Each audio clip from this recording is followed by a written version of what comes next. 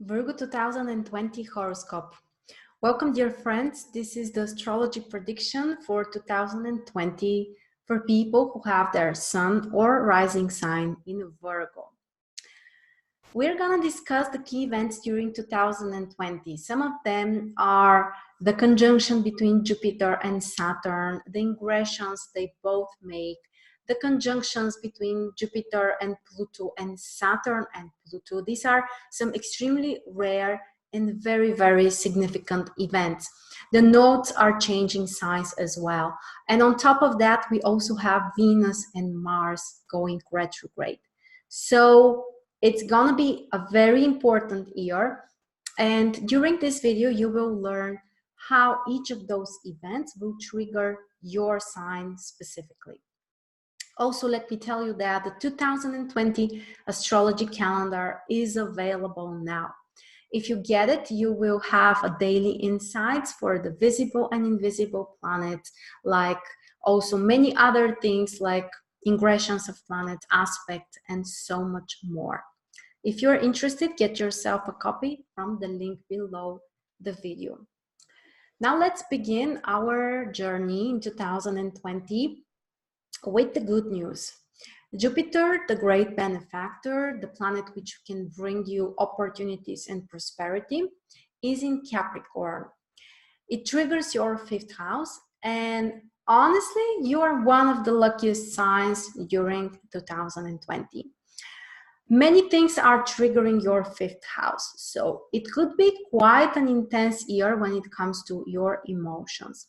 But overall, when Jupiter is in Capricorn, it supports Virgo. Those are two earth signs. So Jupiter is your friend, Jupiter is supporting you. And generally, 5th house is gonna be one of the most important areas of your life during 2020. So the focus is on the things that you love, from your kids and your romantic partner to your hobbies, to your creativity, and everything that makes you feel inspired, everything that makes you feel joyful. So Jupiter is expanding this area, bringing the opportunities.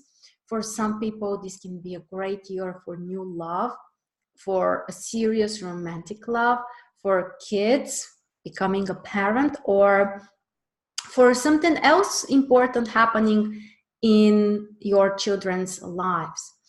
Also, for creativity, this is an amazing position, and generally to feel more vital, to feel more inspired, to take action, to do all of the things that you truly love. Here we also need to mention that Jupiter won't be alone in your 5th house through the year. The first companion is from Saturn, which is also in 5th house, but part of the year, not all of it. From January until March, and between July and the middle of December. Saturn is in your 5th house, and they're chasing each other. Jupiter and Saturn are kind of moving back and forth in your 5th house. And Jupiter and Saturn on one side are very different. Even though they are both social planets, Jupiter is about expanding something, about bringing, like a wider perspective. Saturn, on the other side, really likes to bring more stability, to decrease things, and also to make us work harder for something, to be consistent, and so on. So obviously we have a very interesting kind of contradictory combination, but we can always build upon that, and we can succeed because Jupiter provides the opportunities and Saturn can help us to be consistent, to be responsible, and also to structure things.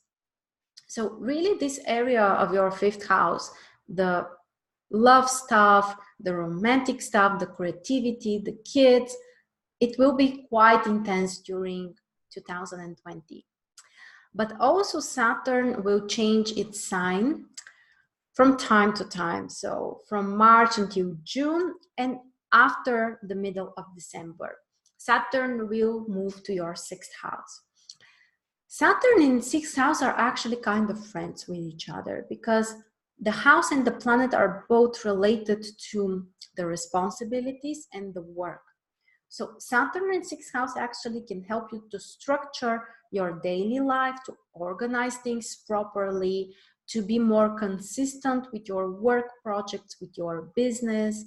Now, it won't happen like, like this. I mean, with Saturn, we always have to work, but there is always the opportunity to make things stable and to build up something, to create something. So that can be a very productive, very constructive combination. You can also be tested, of course, with Saturn. We may experience some kind of struggles or delays or even possible frustration from time to time. And that concerns, again, the work environment, the business, but also your health. So you need to pay some attention to those areas. But if you work hard, if you are consistent, and honestly, this is something that comes natural for most of you guys who have this strong Virgo energy. So for work, I think that the year can be quite interesting. Next, we have also to discuss the conjunctions, the important ones.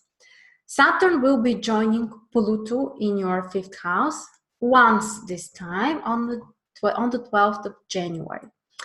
And this is a combination which requires to restructure something, to transform something in regards to your love life, romantic life, creativity. If there is something that doesn't work, for example, an unhappy love relationship, for example, you have been rejected for a long time, but you keep on pushing things. Well, Saturn and Pluto in your fifth house, they really want you to become more realistic. And if something is not supposed to leave, then just let it go. Figuratively, of course. But it may not be such an easy process on an emotional level, but it's very important. And it allows you later on to attract other things. Because there is another trigger related to your fifth house, the conjunction between Jupiter and Pluto. And this one will happen 3 times in April, June, and November. And this is a transit which can present the new opportunities to expand. This is a combination which can bring intense, extraordinary passion and focus on something. You may really love something that you do. It could be related to creativity or art or your hobbies. It may vary for different people, but the point here is to really concentrate and to expand in the areas where you are passionate, where you really want to grow. This is really an aspect which can allow things to grow exponentially. So it's a very interesting mixture. As you can see, Jupiter and Saturn both together with Pluto, lots of focus on this area of your life. And while Jupiter and Saturn are chasing each other in your fifth house through the most part of 2020, they're actually gonna be in conjunction, but in your sixth house. So at the end of the year, basically after the middle of December, both Jupiter and Saturn ingress Aquarius in your sixth house. And that's where they will have their conjunction. So obviously quite an interesting transit. And it affects the work environment, your business, and your health mostly. That's the area where you can have a new start, where you can expand in the future, where you can build up something. This is an aspect which we have once in 18 years, so obviously it's an important one. And it has some kind of social note in this conjunction. And for you guys, it triggers also socially important or career-oriented house. So at work, you may really notice significant shifts. Something new can be built up, you can expand. At the same time, you need to find the balance between the optimism and the realism. And that's a major topic through the whole year. Most of the year, it concerns the fifth house area. So the personal stuff, love, romance, creativity. And the end of the year, it's about the work environment and your business. So how you can combine those things, you know, Jupiter can bring you the philosophy, the belief, Saturn can bring you the realism, the logic, the structure. And when you mix both of those, of course, the results can be amazing. Let's move next to the other significant event.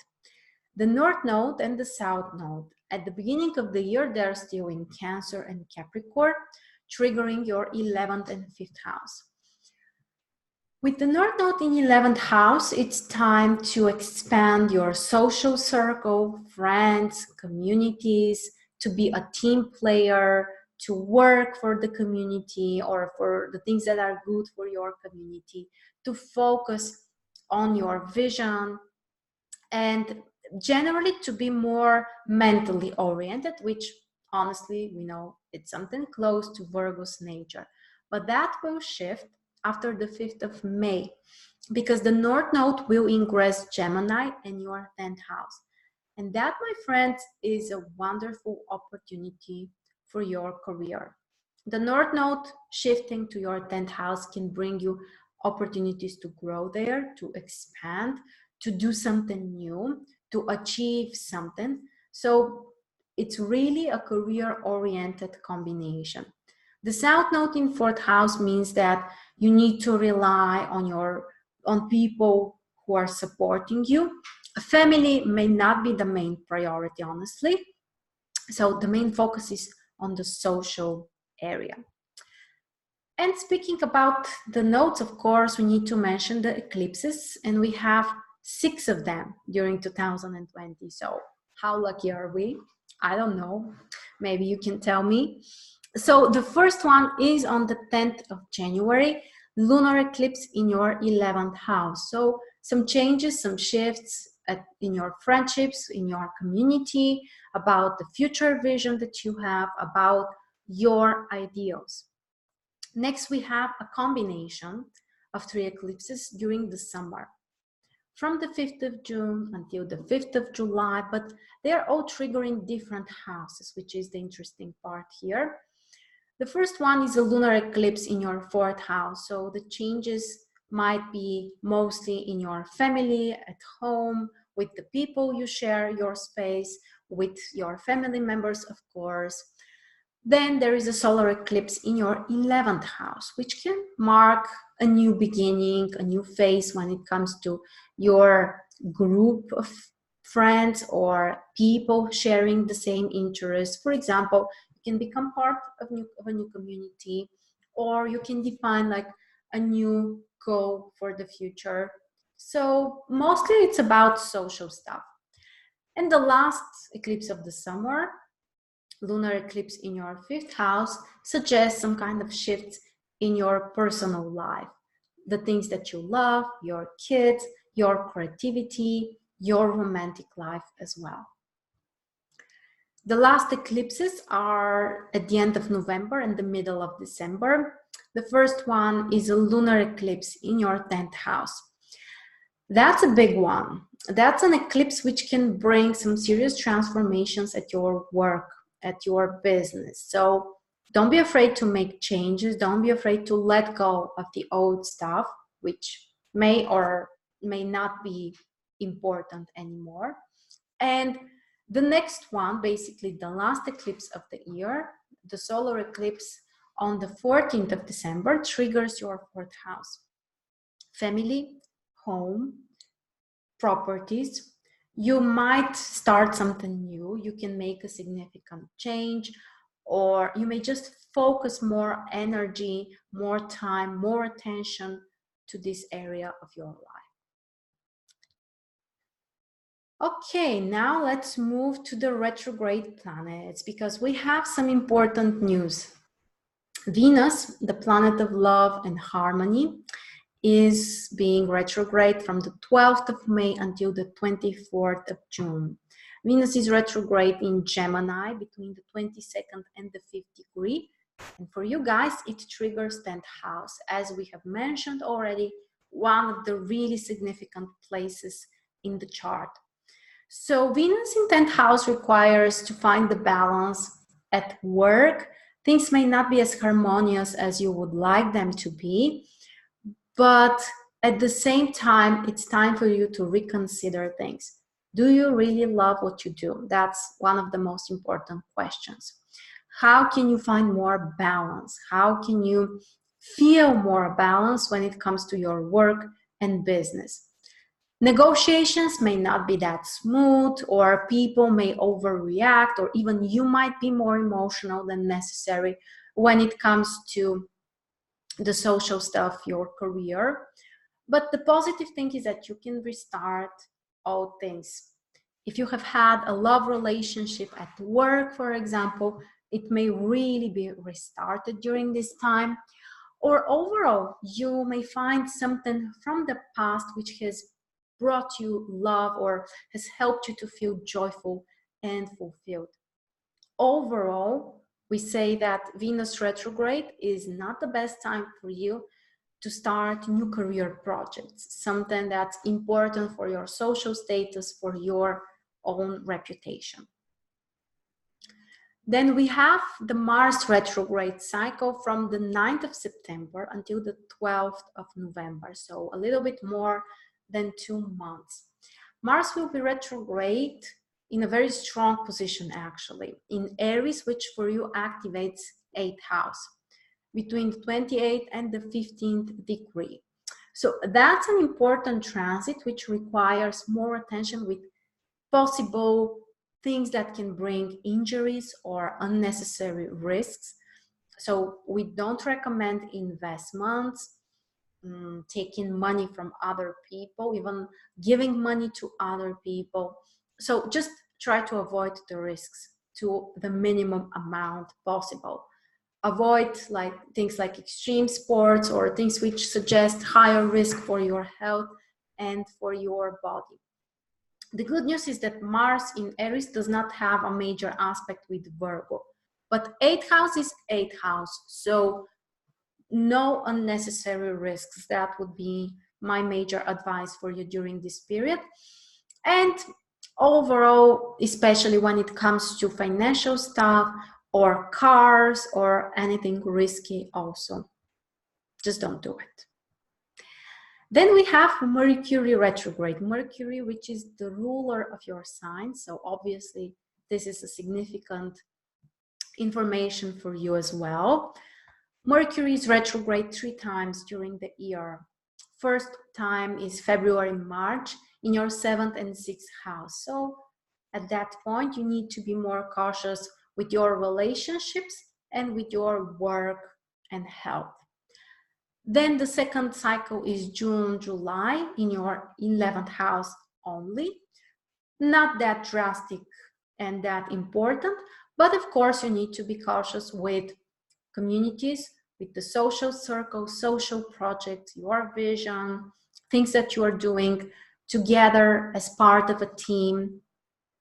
And the last cycle is October, November, triggering your 3rd and 2nd house. You need to be careful with communication, contacts, contracts as well, travelings, and financial stuff and resources. So those are the major areas which are triggered by Mercury, but we know that overall, those periods are not beneficial for starting brand new things.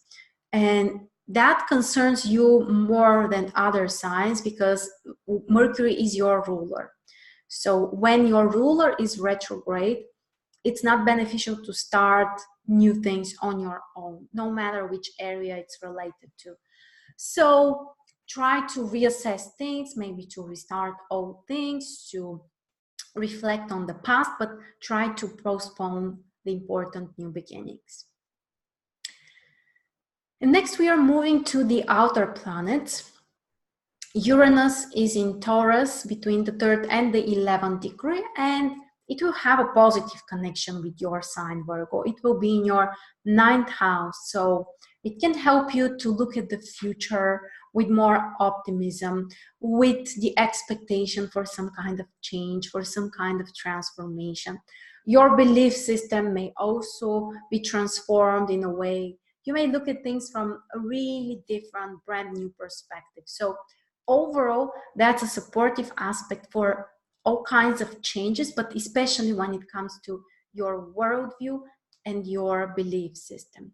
So Uranus is really a friend of yours during 2020. Neptune, on the other side, might be testing you because it's in Pisces, the opposite sign of yours, between the 16th and the 21st degrees.